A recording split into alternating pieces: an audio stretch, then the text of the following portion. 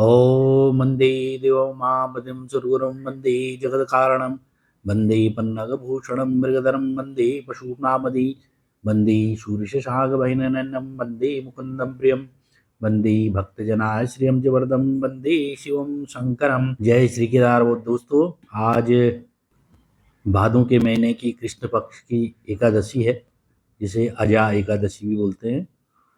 तो इस मौके पे, इस पर्व पे मैंने सोचा कि क्यों ना घर के मंदिर के महत्व के बारे में कुछ बताया जाए। तो इसके लिए मैंने जो टॉपिक लिया है वो अपने जो घर का मंदिर है उसी को लेकर के चला हूँ। तो मैंने सोचा चलो थोड़ा बहुत आप लोगों को इसमें मंदिर के बारे में जानकारी दूँ कि घर का मंदिर कैसा होना चाहिए और मंदिर क्यों होना चाहिए घर के अंदर, उसका क्या कारण है।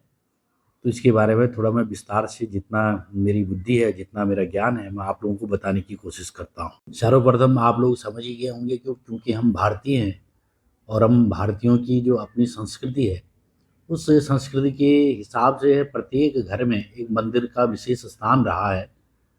ये तो सभी जानते हैं कि सभी के घरों में जो है अपना पूजा का स्थान होता है।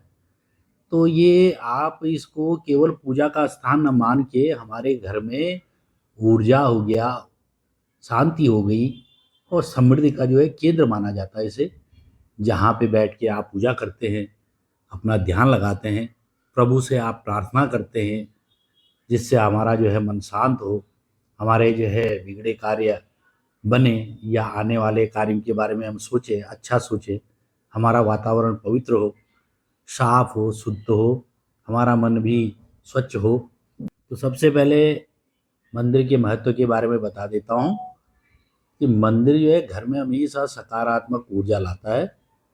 इस बात को आप भी समझते हैं। और जब भी हम भगवान के सामने बैठकर प्रार्थना करते हैं तो हमारा मन बहुत शांत हो जाता है, वातावरण बहुत पवित्र हो जाता है। और वास्तु शास्त्र में भी कहा गया है कि जिस घर में भगवान का मंदिर होता है उस पे बहुत विशेष कृपा होती है।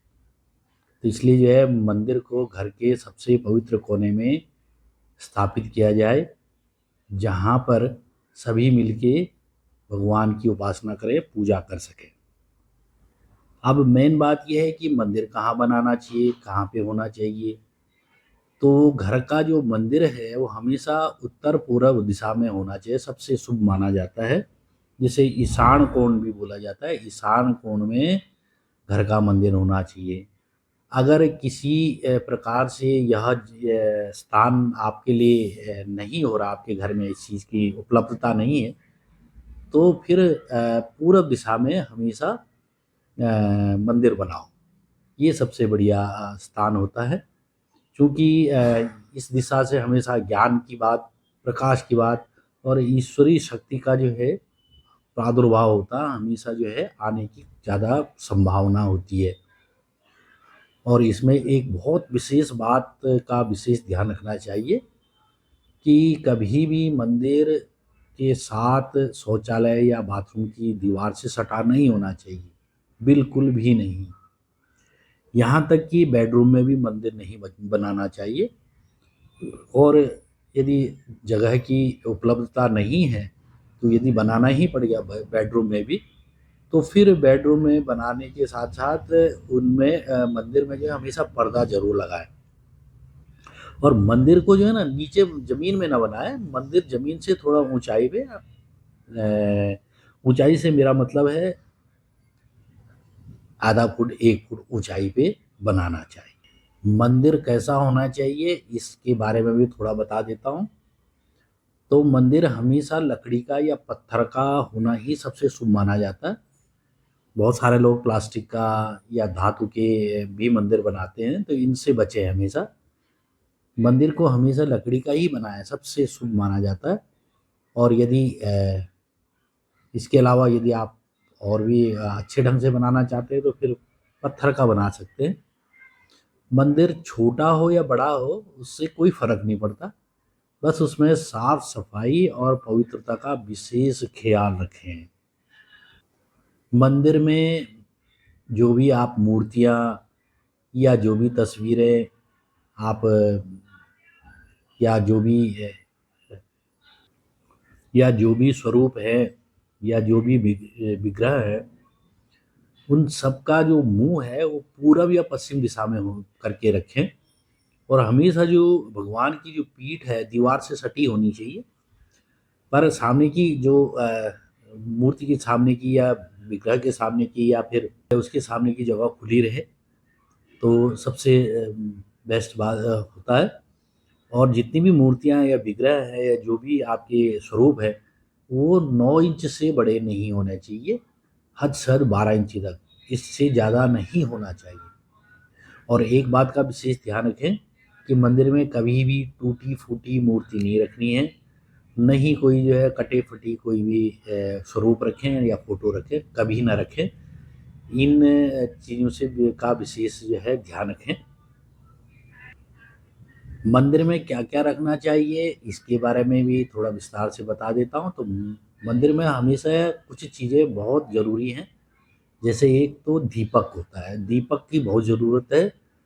चाहे अगर अखंड ज्योत हो तो और भी शुभ होता है, यदि ना हो तो दीपक जरूर होना चाहिए। इसके अलावा माला जरूर होनी चाहिए। फूल हो जाए, ताजे फूल हो जाए, तुलसी दल हो तो अति उत्तम। पूजा की थाली होनी चाहिए। गीता, रामायण या शिव पुराण या धार्मिक ग्रंथ जो भी आप रखना चाहें अपने अपने हिसाब से वो जरूर रखें। लेकिन इसमें भी ध्यान रहे कि हमेशा जो है मंदिर में कोई कचरा नहीं होना चाहिए। कचरा से मेरा मतलब है पुराने फूल या बेकार की चीज़ें कभी भी मंदिर में न रखें। मंदिर में पूजा कैसे करनी चाहिए, कब करनी चाहिए, उसके भी क्या कोई नियम है या नहीं है? हाँ, बिल्कुल है। मंदिर में सुबह शाम हमेशा पूजा करना सबसे शुभ माना जाता है। सुबह सूर्योदय के समय पे और शाम को सूर्यास्त के बाद दीपक जरूर जलाएं। पूजा करने से पहले स्नान जरूर करें। तुलसी दल, गंगा जल, ताजे फूलों का हमेशा प्रयोग करें।